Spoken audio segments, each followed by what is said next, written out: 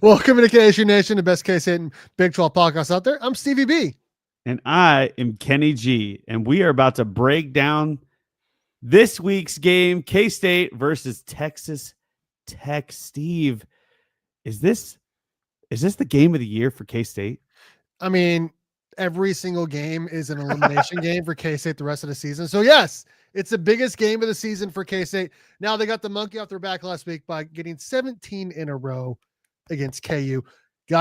You love to see it. You love to see it. But you and I are going to be at the game this weekend, Kenny. We're going to be rocking that purple, watching the game, K-State versus Texas Tech. Dude, I'm excited, man. How excited are you to be at the game? I'm pumped, man. Gonna bring our daughters. My wife's gonna be there. I even pulled some strings, Steve, and I got your daughter to come as well. That's amazing. You are the nicest guy. You like to sleep, but you're the nicest guy. I've caught up on some sleep. Everybody, good. So I don't want to waste any time, Steve. I want to get right into this. The people have been waiting for our breakdown. They've literally been counting down the minutes. When is Kenny G and Stevie B going to break down this game? Well, I'm going to ask you this question as we're getting into it or giving our initial thoughts. Texas Tech is favored by 7.5 points, Kenny. And they're only giving K-State a 36% chance to win. Kenny, do you agree with that or not agree with that? Do you think K-State can pull the upset? Don't give your pick. Like, what do you think about this game, man? Because it feels like a monster game for both teams here in the Big 12. Well, okay. Like, technically, Texas Tech can actually lose this game and still have a clear way to get to Arlington. They're not out of this game if they lose. Now, K-State, on the other hand, is out of Arlington if they lose this game. It's not even, it won't be a question. So they have to win in order to keep their hopes alive. Texas Tech, on paper, looks like a stronger team. The problem is, Steve, is that games aren't played on paper. No, they're not. Okay. K-State proved that literally 3 weeks in a row I guess 4 weeks in a row. And they should have won against Baylor. But here's the thing, Steve. I'm looking forward. I'm looking at how the team is performing now and seeing the trajectory of where they are going. And all I see is improvement over improvement over improvement. It is a constant upward trajectory. If I'm going the right way, maybe it's this way. I don't know how it looks. He's dabbing. I'm dabbing. So Avery Johnson's looking great. The defense is looking great. Jace Brown is looking great. You know, our identity now on offense and defense is really solidified. And as long as we maintain a decent special teams unit across the board, I mean, you hate seeing the mistakes, right? But then we make up for it on the other end. I just want to have no mistakes, but keep progressing, keep improving. And I think that the one thing that we must talk about in this game, Steve, is the fact that it is played at the Bill. Mm-hmm. That the 12th man advantage, it has to be the most important thing. I want to remind you, Steve, Texas Tech, when they went against Utah was going nuts. And it caused Texas Tech to rack up 120 yards worth of penalties due to a whole host of things. False starts, all kinds of chaos. And it was because of that 12th man advantage. Arizona State, same thing. They caused a lot of false starts. So my thing is, the Bill needs to be packed. The Bill needs to be going crazy, Steve. We have got to put some pressure on their offense, cause a little bit of trouble for them. You know, get Baron Morton a little uncomfortable. He hasn't been playing every week. He's not in a rhythm like Avery is, right? He's been off and on. He's going to be nursing that knee, and it's going to be interesting. Okay, you make him uncomfortable. He's playing away. He hasn't looked good in away games.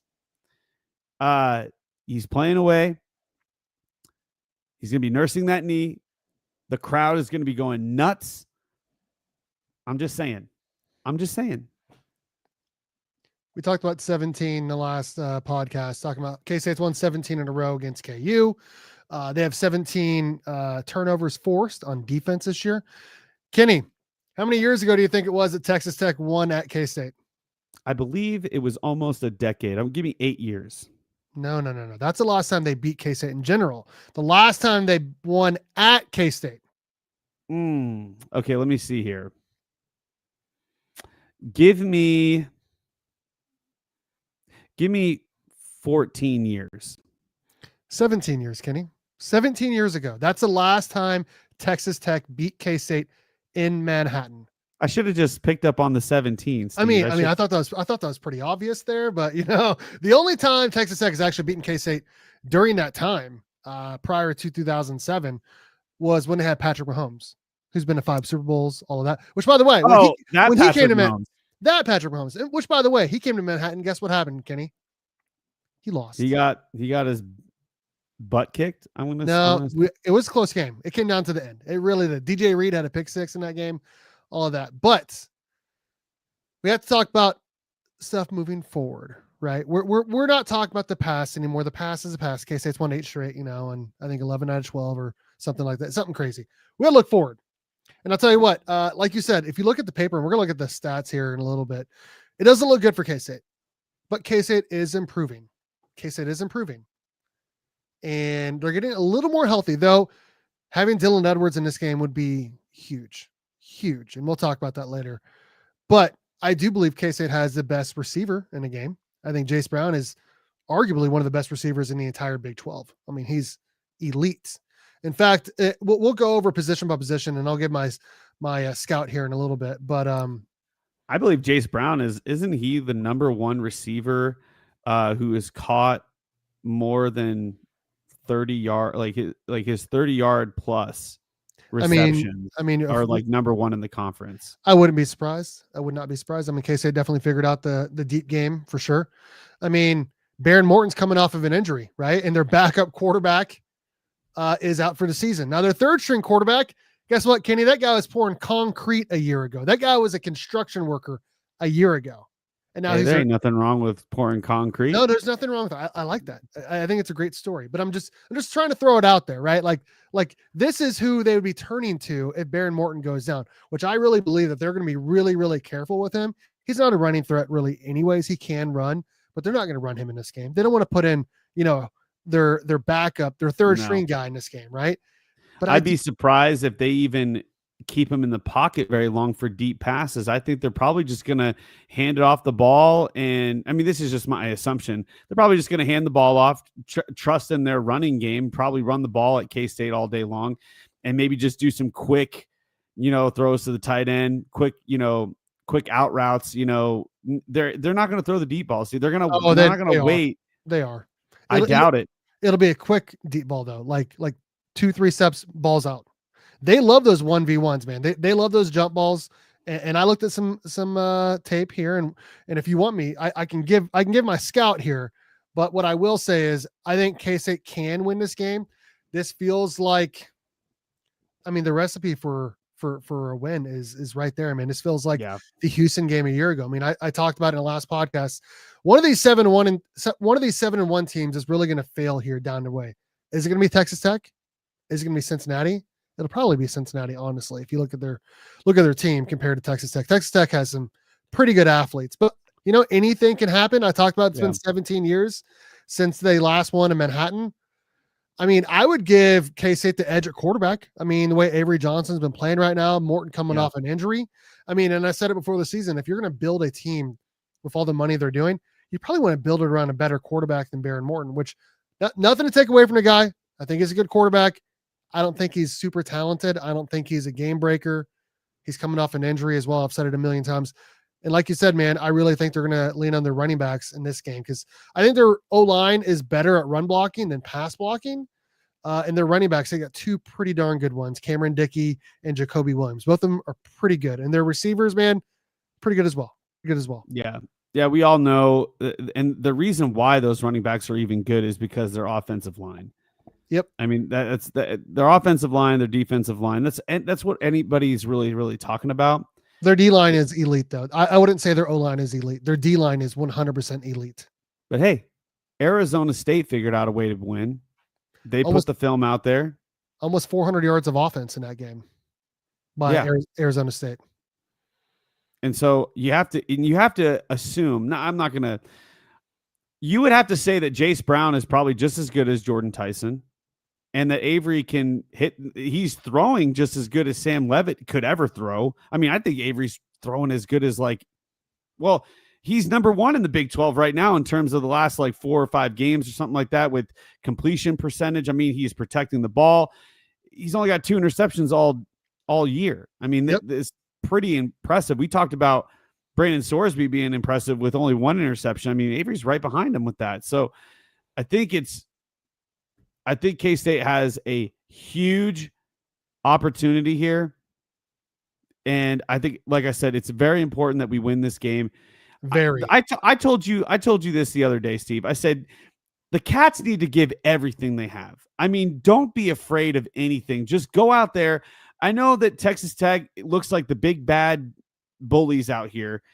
Just smack them in the mouth. Show them that you could play physical. I mean, they're no different than you. They're all the same, right? Yep. Like same age, right? Just go out there, give it everything you've got. Literally put it all on the line. You've got 2 weeks basically to rest. I mean, I say that tongue in cheek. You got 1 week after this game for a bye week, and then you've got essentially another bye week with going to Oklahoma State, going to Stillwater. We all know how that game is going to go. If K-State can win this game, their starters maybe play like a quarter or 2, and then all the backups go in. I mean, I want to see Jacob Knuth in there. I want to see him play basically a whole game against Oklahoma State. Give Avery some more rest if he needs it. I mean, that's when I look at this game, I'm like, give everything, like the whole entire load.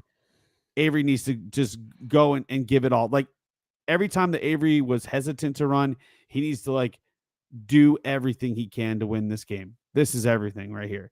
Then you get 2 weeks off. Then you go to Salt Lake, play another insane game, and then come back home and play an easy game at home. You sound like Leonidas, man.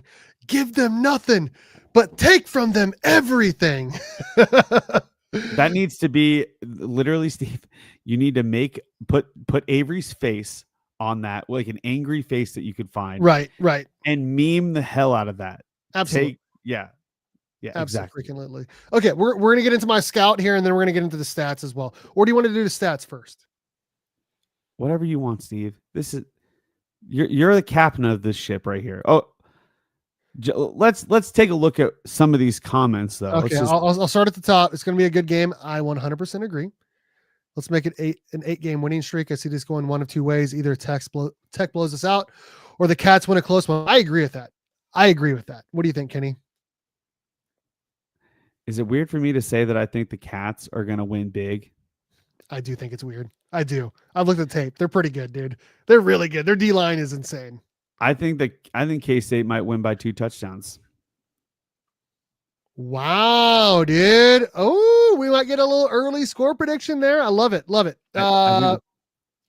ahead. Sorry.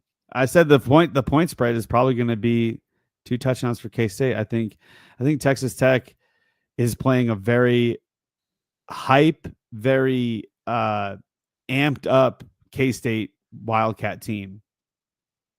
I agree. I'm just saying, dude. Des Purnell is playing like one of the best linebackers in the country. I agree. You got the secondary that's really locked in. The defensive line looks like they haven't even taken a step back. The O-line's really locked in. They're playing better. Avery Johnson is really coming into his own. He looks so confident out there. Jace Brown's playing like a star player. Jerron Tibbs and Avery Johnson have a really good connection. And you got Jaron Bradley that's looking good. And let's not forget about the tight end room, which I still think is one of the best in the country. Garrett Oakley's looking good. Will Swanson's great at blocking. Even Lincoln Cure's out there now catching balls. Absolutely. And Joe Jackson's the workhorse in the backfield. So I with all the weapons that we have, Steve, I don't know how you stop this freaking offense. I just don't know how you do it. How do you? I get it. Their defense is good. I get it. They have some weaknesses. They have some weaknesses. We have so many weapons, Steve, and it looks like Matt Wells is. Remember where Matt Wells came from? Texas Tech, baby.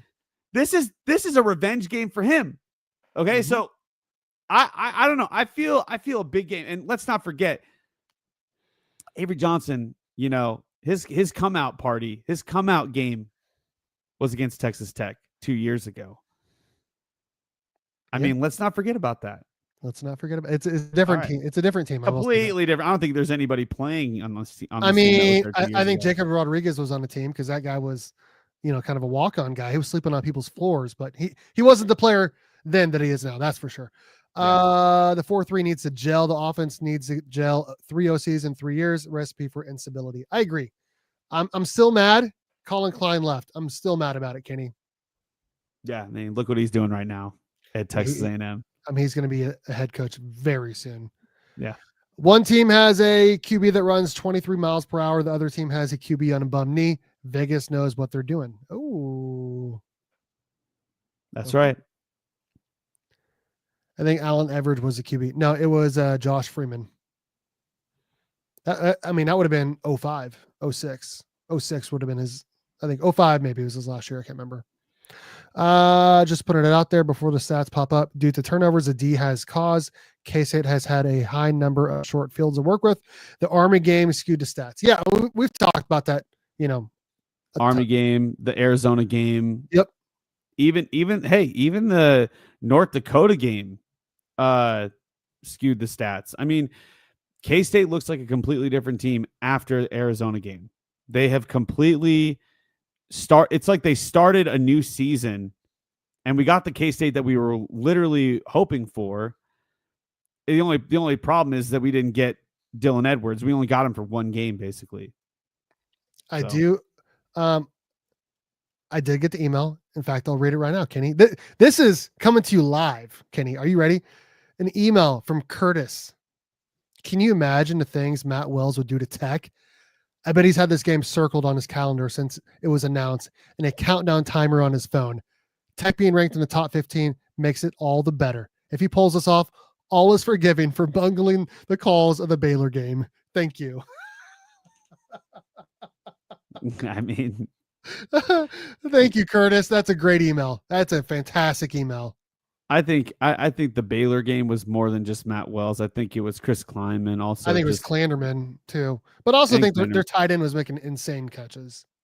Yeah, but I just think the decisions that were made were the wrong decisions. I agree. So anyway, yeah, let's get into it, Steve. We've read enough. Okay. All right. I'll pull up the stats and then we can talk about him. Then I'll give my scout after we look at the stats here. So let's do that. Speaking of emails, Steve, did you get my email? I did. I've looked at that a billion times. Okay, Kenny. Wow. I mean, I texted you about this. Whew. I mean, Texas Tech has the advantage almost across the board, offense, defense, third down, fourth down. The only difference is, I mean, they've allowed almost, a sack and a half per game. They've allowed 11 sacks the entire season compared to K-State has only allowed 6. And I feel like K-State has played way tougher competition. And of course, K-State is way better at penalties as well. Your thoughts on the stats breakdown? I'm not surprised. I'm really not surprised, but man, yeah, Tech is good. Tech is really good. Yeah, Tech is good. They've shown that they're a dominant team this year. But again, the stats are very skewed from the past games. I think that K-State is still headed in the right direction. Yeah, man, a lot of these games that Tech played, they're playing against really bad teams for the first 3 games. You know what I mean? They were. I mean, if K-State had that non-con, K-State would be 6-2 right now instead of 4-4. They would also have incredible stats. They would. Now, I will say that the penalties that is something that you can't really change if you're playing a good team or a bad team. I Like, agree. and so I think that's the one thing that stands out the most. It's really amazing to see that K-State is such a disciplined team. They don't really get many penalties at all, which is kind of amazing. The sacks allowed, obviously, Avery Johnson has been really good at protecting the ball. And then the last thing I want to say is the turnover margin. K-State has managed to find its way to turn over the ball so many times. And we were kind of worried about it at first because Yep. the first couple of weeks we're like, man, why can't we get a turnover? And then it's almost like a switch was hit. And now all Yep. of a sudden K-State is getting turnovers left and right and all over the place. And we're getting non-offensive touchdowns everywhere. So we'll have to see if that's going to maintain to be that's going to remain the case in this game. Again, Texas Tech is a very good team now.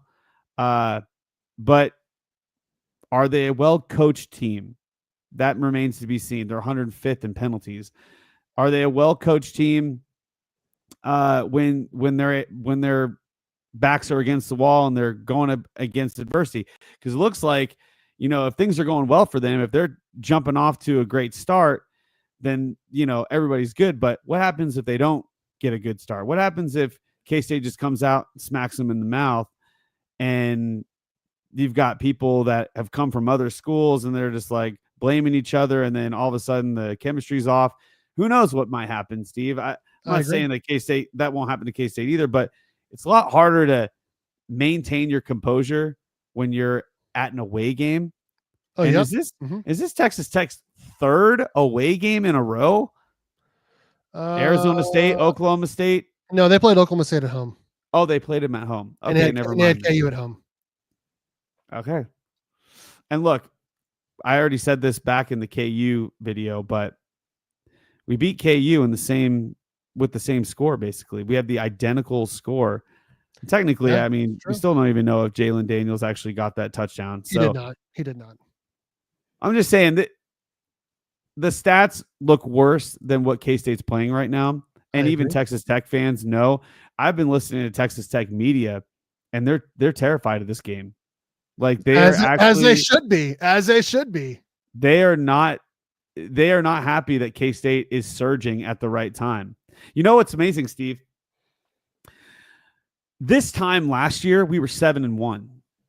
7-1, Steve. That's what I'm saying. And we thought, we were like, oh, wow, we're looking so good. And then we lost 3 out of our last 4 games.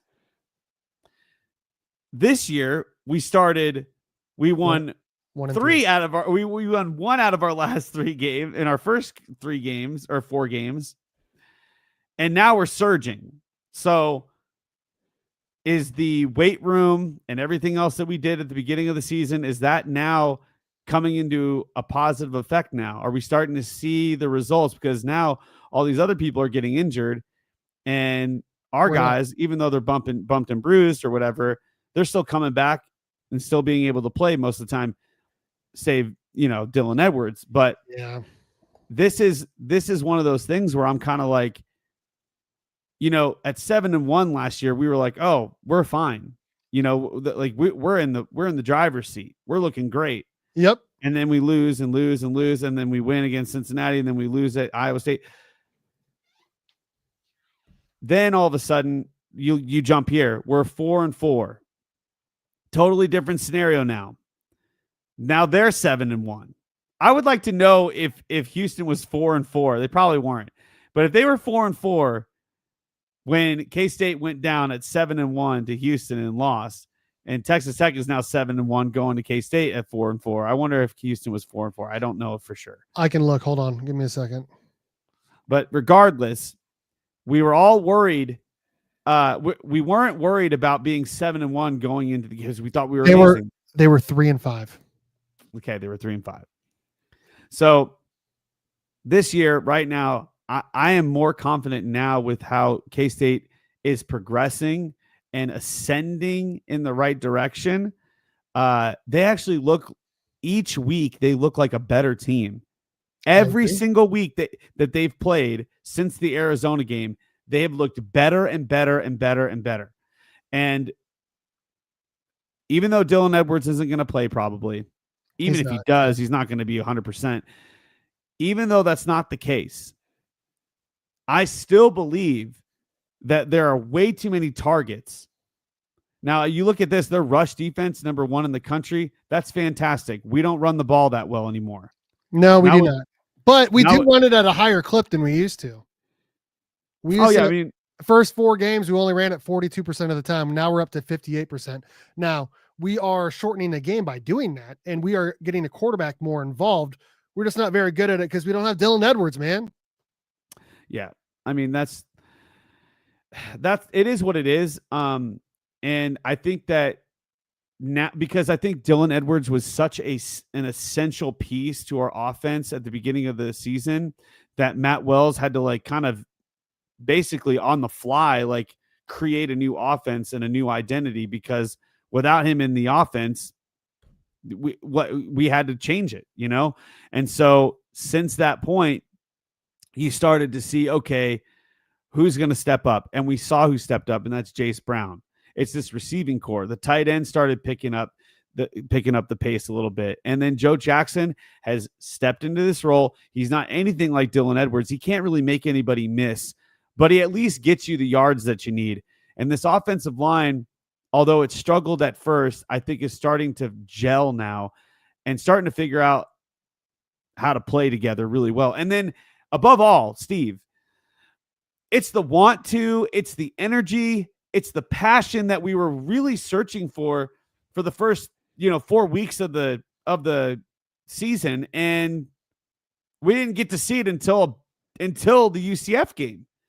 And after that point, it's like the passion's back. I mean, did you see Avery Johnson when he was scoring them touchdowns against KU? Oh, yeah. I mean, it's like that's what we were looking for this whole time. And I don't like the stats. I don't like the numbers. I'll get them off the screen here. Yeah, I think K-State is better than this.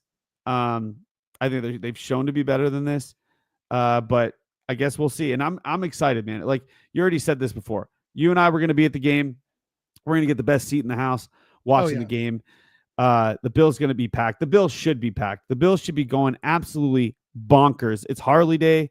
So that's going to get everybody amped up. It's going to be 2:30. It's a little cold too. Those Texas boys do not like the cold, man. They don't. They do not.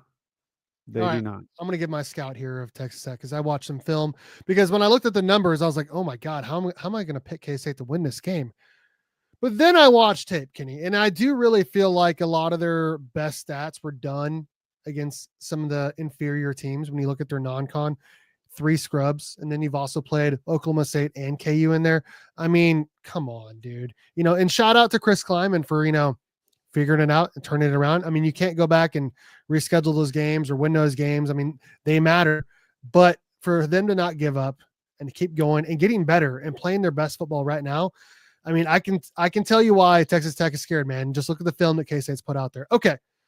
All right. When we're looking at Texas Tech's offense, I really felt like they're more like versatile with Hammond at quarterback, though I don't think he's a very good thrower, but you can throw or run of him. Whereas Morton, I'm interested to see how much they're going to do with him and how careful they are when he's hurt. But their backup, like I said earlier, he was a construction worker a year ago, pouring concrete, though I honestly felt like he looked pretty good last week. The running backs are really good. Both of them are really good. Cameron Dickey averaging 6 yards per carry, almost 700 yards rushing. He's on pace for 1,012 touchdowns. Backup running back is the returner as well, who returned a touchdown or a kickoff for a touchdown last week. Jacoby Williams, 5 yards per carry. They're going to use both a lot. Their wide receivers are what make them scary. They have 6'4" Caleb Douglas, 6'3" Reggie Virgil, and 6'2" Coy Eakin. They've combined for 99 catches, 1,300 plus yards, and 11 touchdowns. I really feel like Douglas and Virgil are more like the speed guys on outside, where like Coy Eakin's like kind of like their slot receiver. But I mean, those guys have speed to burn on the outside. They love the 1v1s. If you're going to play man, which K-State loves to play man, I mean, those corners are going to get tested, man. Zayshawn Rich, he's going to get tested quite a bit. Their O-line, I don't really feel like is as good as everyone says it is. Like, I feel like they're better at pass blocking, even though they're worse at pass blocking than they are at run blocking. I don't really feel like they're that great at all. I mean, I wouldn't even say that they're better than K-State, honestly, when looking at them. I really feel like their left tackle and both of their guards really, really, really struggle at the pass pro. And I don't feel like their tight ends are very good at blocking either. But their fourth best receiver on the team is a tight end, Terrence Carter. He has 5 touchdowns on the season. Defensively, they like to rush 4, and they like to play almost exclusively zone. I have seen man, but mostly I want to say like 80% of the time they're running zone. The front 7 I've talked about, super scary. Defensive end, Bailey has 10.5 sacks on the season. Their D tackles, both of them are really good. Holmes and Hunter. Hunter's really good. And then their linebackers, we already know about Jacob Rodriguez, but I also feel like the other guy, where is it here? Ben Roberts, really good as well. But Rodriguez, he's going to get all the love. 69 tackles. Nice. 1 sack, 2 interceptions, 1 fumble recovery, and 4 passes defended. The back end is where they have their problems, Kenny.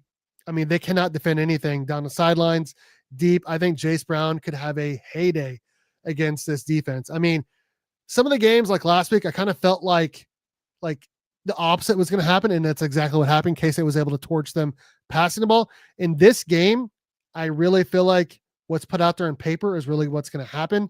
I don't think K-State's really going to be able to run the ball that much, but they will be committed to doing so. I think getting to the edge with Avery Johnson is going to be key. Get some RPOs going, and then going deep. I feel like K-State should be able to pass the ball all over this Texas Tech defense. And I feel like if K-State scores 28 points, that'll be enough to win the game because Morton is hurt. It's a road game. It's cold. Though I will say scoring 20 or more is going to be tough against this defense. It's only happened one time, Kenny, all season. They gave it 26 to Arizona State. Everyone else, less than 20. Their defense is really good. Special teams may play a big part in this game. Both teams have scored on special teams. Both teams have scored on defense as well. Who's going to make the bigger play on special teams and defense, man? I feel like it's going to be K-State. K-State's crowd. It's going to be a fun game. It's going to be a cold game. I'm excited, man. I'm really excited. Yeah, everything is really just it's starting to pile up now, right? Like all the games that you've played, they're starting to pile up, and you're starting to get a really good sample size of what everybody's going to be bringing to the table. And Texas Tech, they're tough. Okay, this is not the same Texas Tech that has been played over the last forever, basically, where they were more of a finesse team and they hit the portal. They knew what they were doing, and everybody is starting to see it now. I mean, everybody sees it. The problem is that so far, the only team that has been tough to them is Arizona State, right? I think they're the only team that really pushed them. I mean, Utah pushed them for 3.5 quarters. They poured it on with 7 minutes left in the game. Right, and that's the thing is also that crowd got involved. That's what I'm saying, Steve. It's when they play away, they don't play like the most impressive, right? They do not. They're vulnerable when they are in a hostile environment, and so I agree. I feel like that's going to play a huge role, Steve. I'm just saying that's going to play a huge role.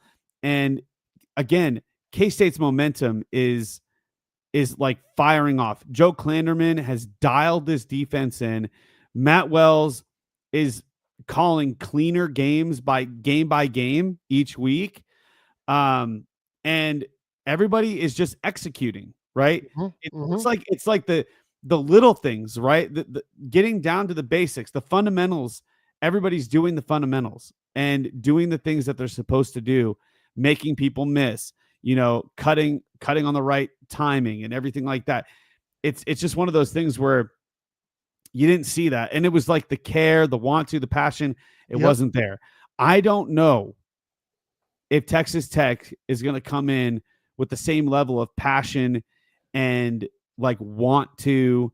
I think they're going to try to flex their muscles and their skill a little bit. But I think K-State's grittiness and want to, and the fact that their backs are against the wall, Texas Tech's backs are not against the wall. They still have plenty of opportunities to get back to get to Arlington, to the Big 12, to even the playoff, even if they lose this game.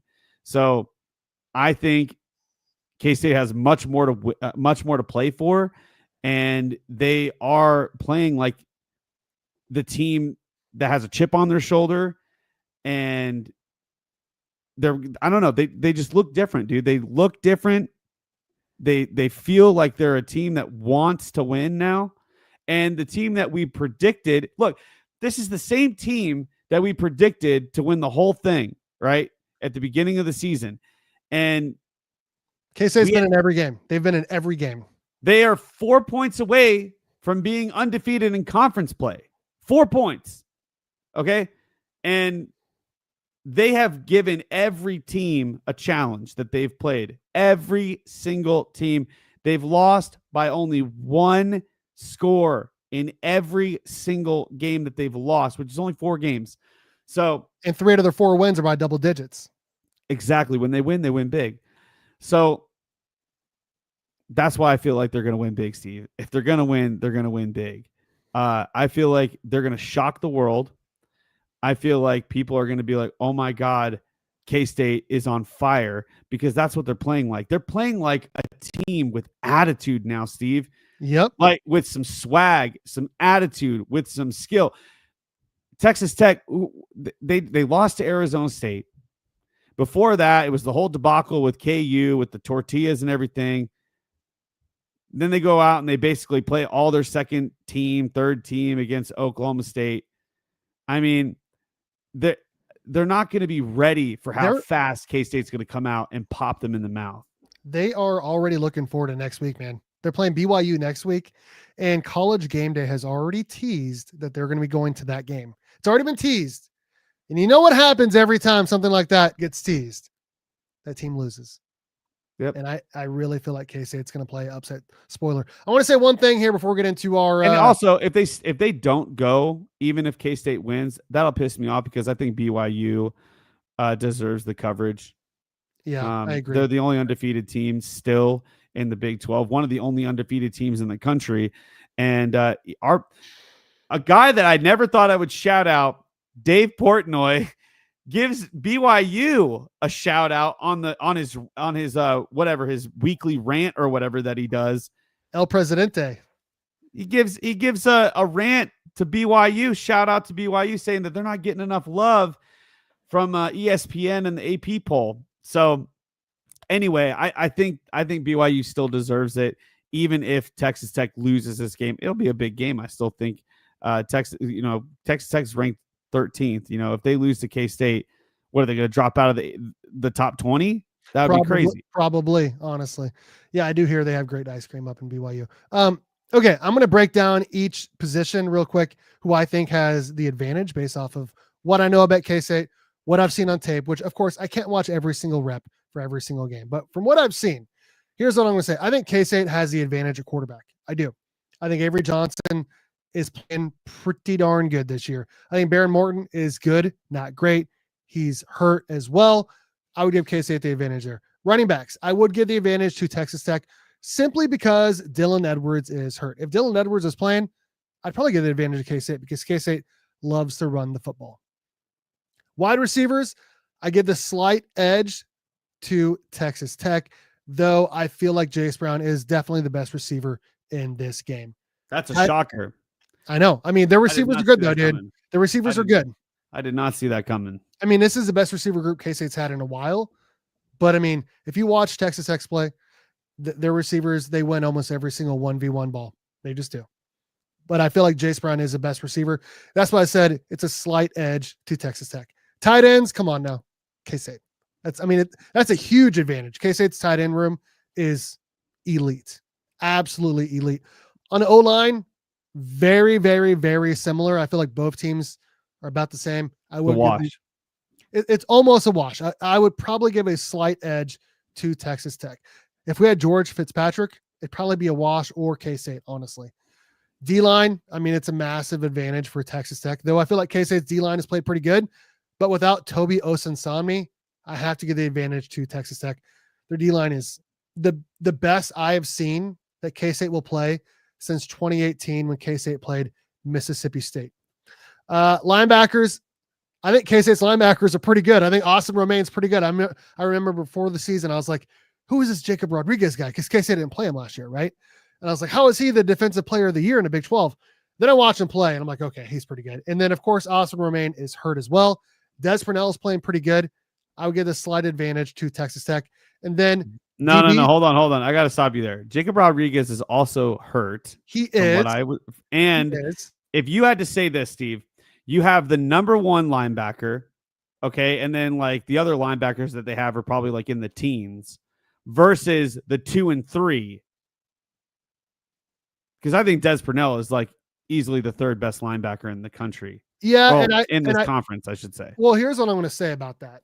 If Jacob Rodriguez is 1, you have to give Austin Romaine 2, and then Des Purnell has to be 3, just based on what he's been playing like right now. I feel like Texas Tech's linebackers are playing better because they're getting more help from their D line. Their D line is taking up a ton of blocks, which is letting them go free. That's the only difference, I feel like, honestly. But I get what you're saying. Okay, we'll call it a wash. How about that? We'll call it a wash. But Jacob Rodriguez is the truth. He really is the truth.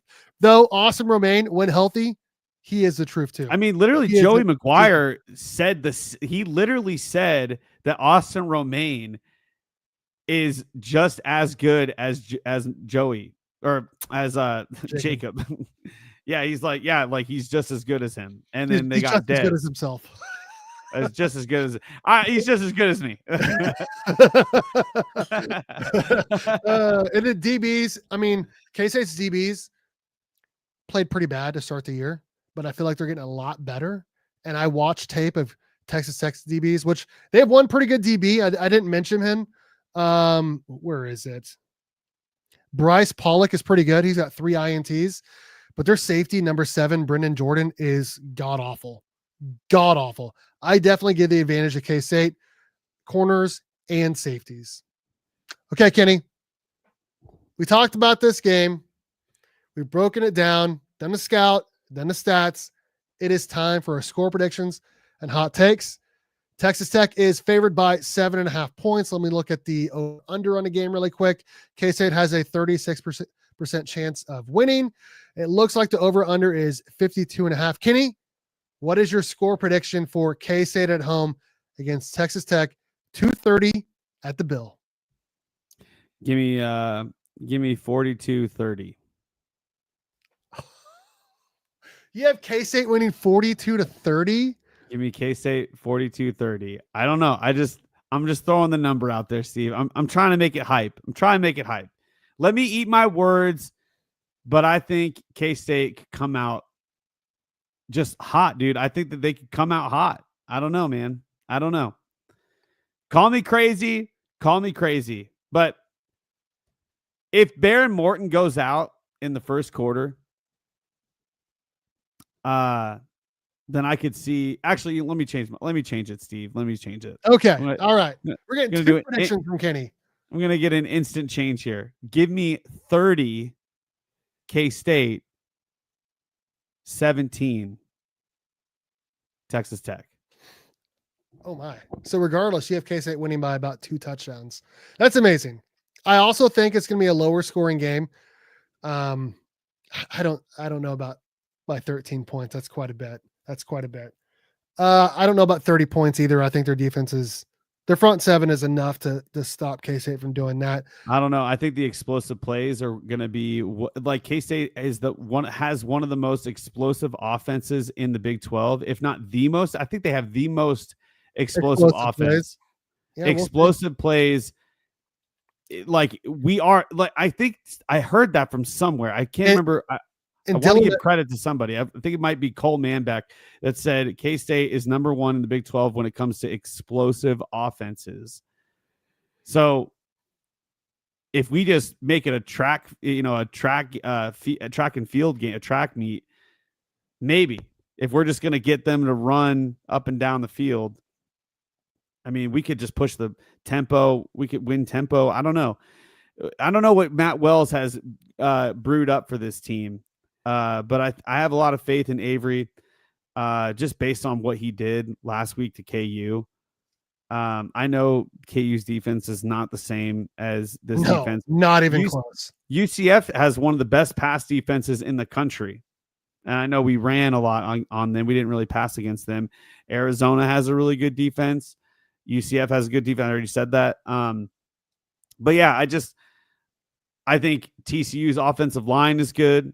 I just have faith in this team right now. I think they're playing with a level of passion that will get them to dominate this team. I think Texas Tech is going to be shocked.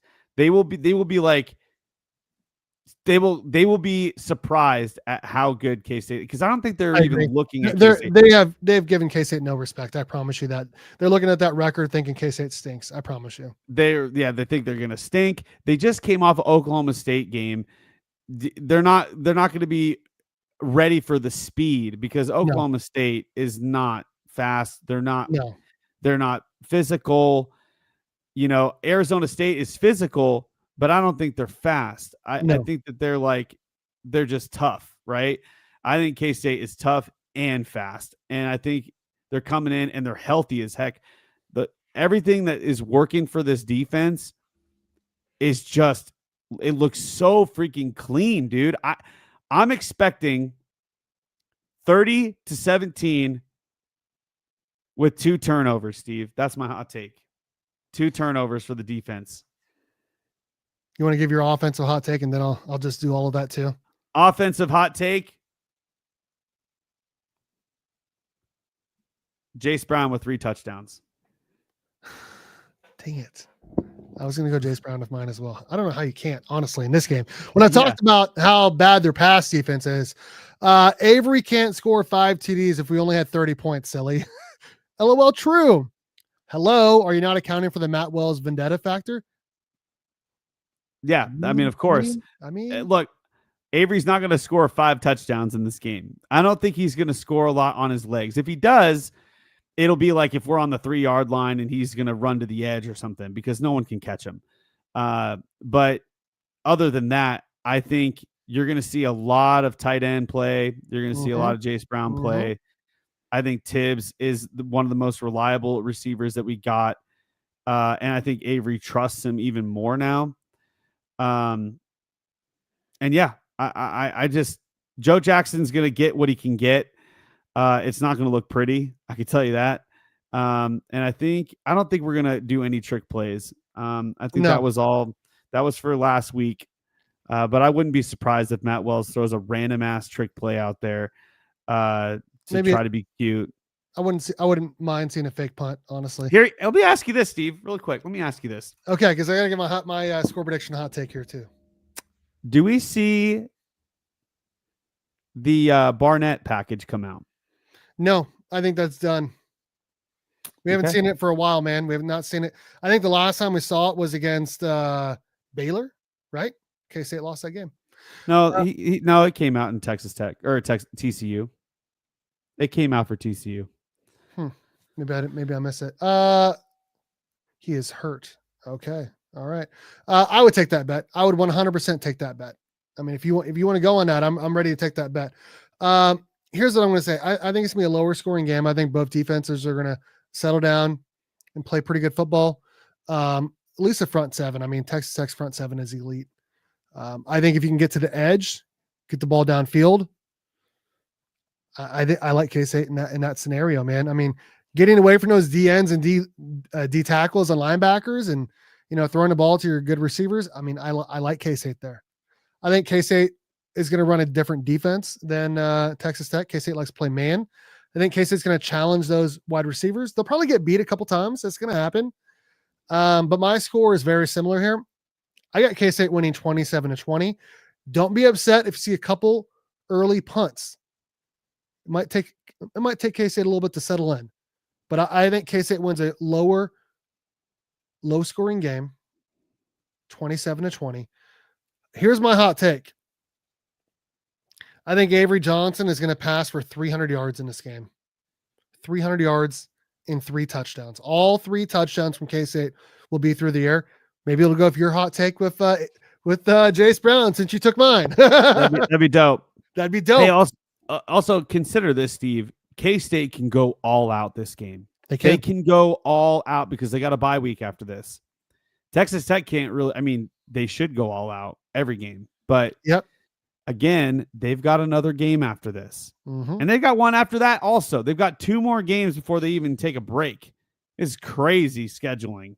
I mean, they haven't had a bye since they had a bye after the Utah game, and then they've been on like a 7 or 8 game stretch of just nonstop playing. So again, they're beat up, bruised a little bit. They got a little help by having Oklahoma State thrown in there, so their starters didn't have to play the whole time. But I mean, even with that, they still hurt their backup quarterback. So their starter has not played in 3 weeks. Yeah, exactly. And that's what I'm saying, dude. Like we talked about, Will Hammond tore his ACL in a non-contact injury. These guys have been bumped and bruised for weeks on end. Like K-State, they've had breaks in between. They've managed to salvage a lot of their players. And, except for Dylan Edwards, we already know that. But it is what it is.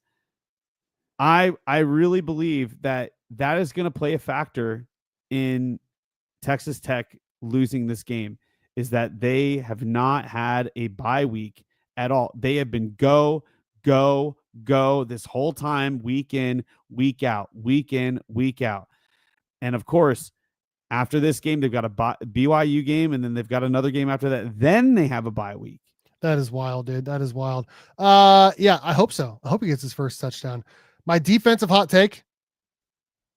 Yeah, I mean, I hope so. I'm going to say 4 sacks and 4 turnovers forced, Kenny. 4 and 4 again. 2 weeks in a row. 2 weeks in a row. That would be wild. That'd be great. I would love that more than anything. I just want to see, at the end of the day, we just want to see K-State win, keep this ball rolling. I would like to see K-State win a close game, honestly. Yeah. Obviously I'd like to see them blow them out, but like the fact that we don't really win close games this year, I like to see K-State figure out a way to. That's why I'm saying 13-point spread, because K-State does not do good against a 1-score game. Yeah, they just don't. They don't. I agree. I agree with what you said though at the beginning, because I do think that their defense will come out hot, forcing us to punt a few times, but give it some time. K-State will get it dialed in, and but could shock the world in the end. We could just throw it up to Jace, and then he runs it in for a touchdown first play of the game. I mean, that could happen. If they put their safety number 7 on him, good luck, bro. Good luck, dude. Jace is going to torch you, man. You want to know how to demoralize a team that thinks that they should win? First play of the game, Jace Brown goes for a touchdown, and like that's it. Like that's how you start the game. And never look back. Lead the whole game, baby. Yeah, that's what I'm saying. That'd be amazing. So. I know Texas Tech fans are excited. I've watched some videos. Locked On Texas Tech. Those guys are hilarious. They really take this game serious. Like the guy was saying, he'd rather talk football, text a friend about football than play with his wife or play with his kids and hang out with his wife. I was surprised by that. But it's Texas, man. They take football serious. We do as well. I'm excited for the game. I'm excited to hang out with you and my kid and your wife for the game, man. It's gonna be fun. It's gonna be a good time, man. I cannot wait. So yeah. What else do we have, Steve? What else do we have? That's it, man. That's it. We're gonna be back here for another video, giving our score predictions for the rest of the Big 12. Make sure you guys check that out as well. But there's just one last thing to say, Kenny. Go Big 12 and go Cats. Go Cats, baby. Beat Texas Tech.